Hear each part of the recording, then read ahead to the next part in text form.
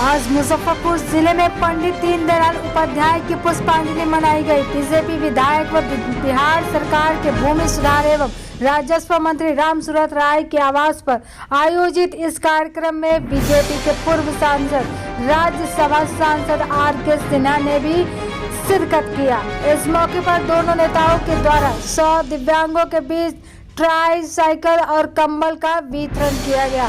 वहीं इस अवसर पर आयोजित प्रेस कॉन्फ्रेंस में पत्रकारों के द्वारा रोजगार के मामले पर पूछे गए सवाल का जवाब देते हुए उन्होंने कहा कि केंद्र सरकार हाईवे निर्माण, अस्पताल का निर्माण, स्कूल का निर्माण, नए उद्यम लगाए जा रहे हैं, कितने रोजगार उपलब्ध कराया जा रहा है। उन्होंने यह भी कहा कि कांग्रेस की गलत नीतियों के कारण जो भी सरकार उद्यम सही से काम नहीं कर रहे हैं उनको निजी क्षेत्रों में दिए जाने में कोई आपत्ति नहीं है।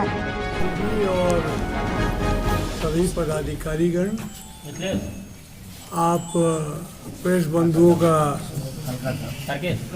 मैं क्षमा प्रार्थी हूँ कि 1.5 घंटा विलम्ब हुआ, क्योंकि 2 घंटे का रास्ता 3.5 घंटा आज अप्रत्याशित भीड़ सड़क पर, जगह जगह जाम।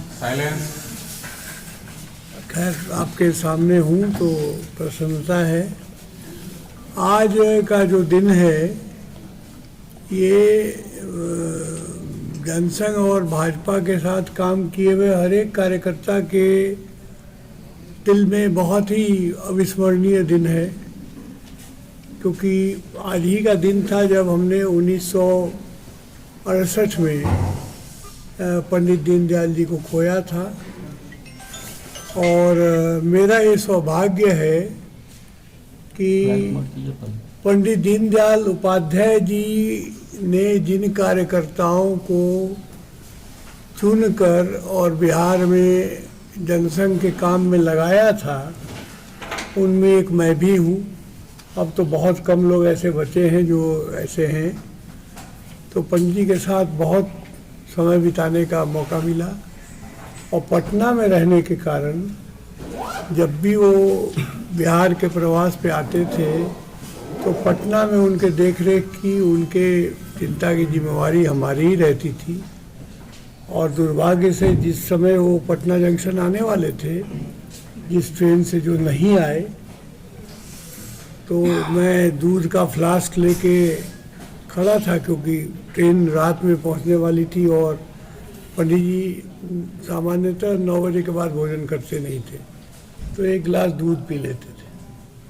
तो आज उनकी पुण्यतिथि को हम लोग पूरे देश में समर्पण दिवस के रूप में मनाते हैं और हमारे कार्यकर्ताओं में हम समर्पण की भावना को प्रेरित करते हैं, बढ़ाते हैं, उनको बताते हैं कि समाज में यदि आपको बदलाव लाना है तो समर्पण की भावना आप में होनी चाहिए। वो समर्पण वो 2 रुपये का है, 2000 का है, 2 लाख का है, 2 करोड़ का है, उससे मतलब नहीं है। आपकी अपनी क्षमता के अनुसार आप समर्पण करें और समाज को कुछ बेहतर बनाने में अपना योगदान करें। मैं बहुत ही इस बात के लिए प्रसन्न हूँ कि हमारे पुत्र तुल्य रामसूरत जी ने ये कई महीने पहले से ये तय किया हुआ था कि ये समर्पण दिवस पर आपको आना है और एक कार्यक्रम करना है जिसमें कि हम विकलांगों को ट्राइसाइकिल देना चाहते हैं। इससे बढ़िया कोई बात नहीं। इसका हाथ और पैर किसी भी कारण से, या तो जन्मजात या किसी दुर्घटना के कारण से, बीमारी के कारण से अगर छिन गया हो, उसको आप हाथ और पैर के रूप में एक ट्राइसाइकिल दे रहे हैं, इससे बड़ा कोई काम नहीं हो सकता है। वो एक सामान्य व्यक्ति के तरह बाकियों की बराबरी में अब चल सकता है, बात कर सकता है, सम्मानपूर्वक जी सकता है और उससे उसके रोजगार के भी साधन बढ़ेंगे। इसलिए आज इस कार्य के लिए मैं माननीय मंत्री राम सूरत जी को बहुत बहुत धन्यवाद देता हूं, और इन्होंने मुझे बुलाया इसके लिए दोबारा ज़्यादा धन्यवाद देता हूं। और इतने सारे दिव्यांगों के साथ मैं तो आंखें भर आई हमारी, इतने ज़्यादा दिव्यांगों के साथ इस गांव में ये कार्यक्रम करना अद्भुत है। और ये बहुत ही मैं इनको साधुवाद देता हूँ कि ऐसा कार्यक्रम इन्होंने आयोजित किया, और ऐसा कार्यक्रम बराबर करते रहें, आगे बढ़ते रहें। पंडित दीनदयाल जी की बात मैं कर रहा हूँ, वो बराबर ये कहते थे कि समाज में सब एक तरह के लोग नहीं है, एक तरह के पैदा नहीं हुए। आपके 5 उंगली भी बराबर नहीं होते आपके हथेली के, लेकिन आप ऐसी जरूर कोशिश कर सकते हैं जिससे समाज में जो व्यक्ति अपने को वंचित, अपने को पिछड़ा, अपने को कमज़ोर समझता हो, आप उसके साथ खड़े हैं तो ये उसके लिए बहुत बड़ा साधन होता है। तो पंडित जी की इस बात को ध्यान में रखते हुए आज हम ये कार्यक्रम कर रहे हैं। आप लोग आए, इतनी देर इंतज़ार किया आपने, बहुत बहुत धन्यवाद, आभार व्यक्त करता हूँ। आपका कोई प्रश्न हो तो आप। उत्तर प्रदेश में कल 58 सीटों पर चुनाव हुआ है, उसको लेकर क्या आपकी लग रहा है? बहुत बढ़िया हुआ है, और जितने भी तरह के शोर शराबा और ये इस तरह की गलतफहमियां पैदा करने की कोशिश हुई हैं, इसके बावजूद उत्तर प्रदेश के सभी फेजेस के चुनाव, ये तो कल पहला हुआ है, लेकिन मैं सभी फेजेस की चुनाव की बात कर रहा हूँ, बहुत अच्छे होंगे और भारी बहुमत से माननीय योगी आदित्यनाथ जी पुनः उत्तर प्रदेश के मुख्यमंत्री होने जा रहे हैं। एक और सवाल है, हिजाब को लेकर जो पूरे देश में जो राजनीतिक घटनाक्रम जो चल रहा है, उस पर आपका क्या प्रतिक्रिया है? नहीं, देखिए, कोई भी चीज़ हो, हिजाब हो या कोई भी चीज़ हो, जो आपका धर्म है वो धर्म को ये आपका व्यक्तिगत आस्था का प्रश्न होना चाहिए, इसको जबरदस्ती सार्वजनिक नहीं करना चाहिए। अब आप विद्यालय का अनुशासन भंग कर रहे हैं जब आप कहते हैं कि भाई हम तो हिजाब पहन के जाएंगे या हम भगवा चादर लपेट के जाएंगे, ये सब नहीं होना चाहिए, क्योंकि अनुशासन एक चीज़ होती है। विद्यालय अपना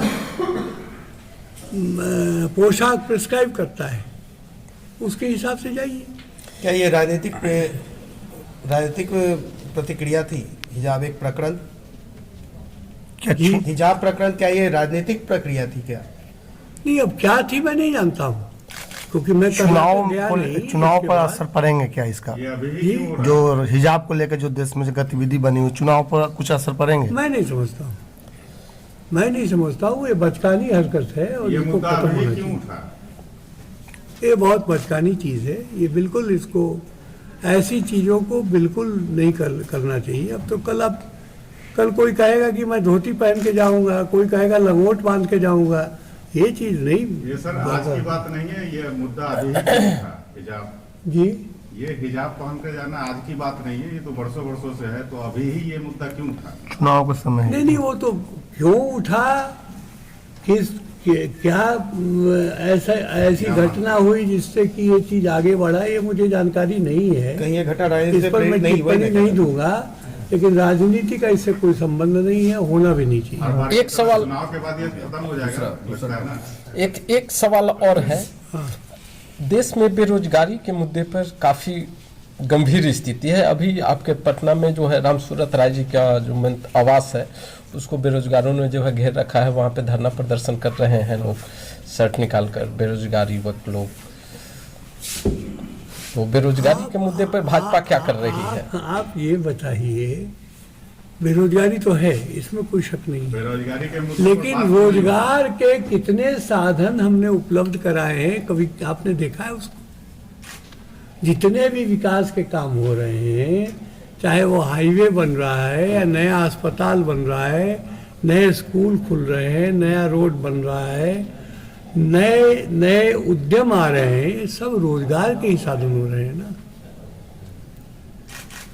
रोजगार के मुद्दे पे सब रोजगार के साधन हो रहे हैं।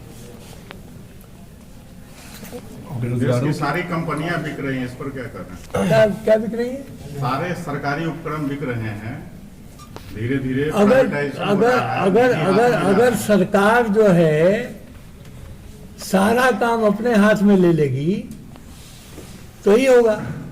सरकार का जो काम है वो तो नहीं करे, फिर सरकार के पास बचेगा क्या करने के? जो सरकार के पास कानून व्यवस्था है, सरकार के पास बिजली है, पानी है, सड़क है, अस्पताल है, शिक्षा है, चिकित्सा है, ये कम है क्या?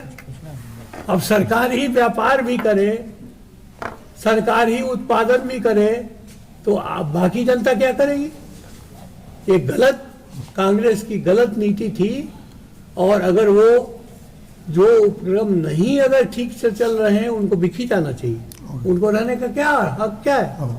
उस हम टैक्स देते हैं, हमारे पैसे का दुरुपयोग हो रहा है, ये नहीं होना चाहिए। राहुल गांधी लगातार जिस तरह से बयान कर रहे हैं चाइना को लेकर कि जब जैसे अभी मूर्ति लगाया गया था राम अनुजाचार्य जी का, तो उसको भी उन्होंने कहा कि यह चाइना, मेड इन चाइना। अरे भाई, राहुल गांधी चाइना के एजेंट हैं। राहुल गांधी के पिता राजीव गांधी फाउंडेशन में चाइना फंडिंग करता है, उसका पूरा दस्तावेज है, उसका पूरा प्रमाण है। वो पैसा लेते हैं उनसे, चाइना से, और चाइना की बात करते हैं। वो ये नहीं जानते हैं कि उन्हीं के परनाना जो है, उन्होंने चाइना के पास जो है 1 लाख हेक्टेयर से ज्यादा जमीन जो है चाइना को 1962 में कब्जा करवा दिया। और ये वो कह सकते हैं क्या कि वो पैसा नहीं ले रहे हैं? राजीव गांधी फाउंडेशन से जो पैसा उन्होंने लिया है चाइनीज एम्बेसी से, वापस करें पहले।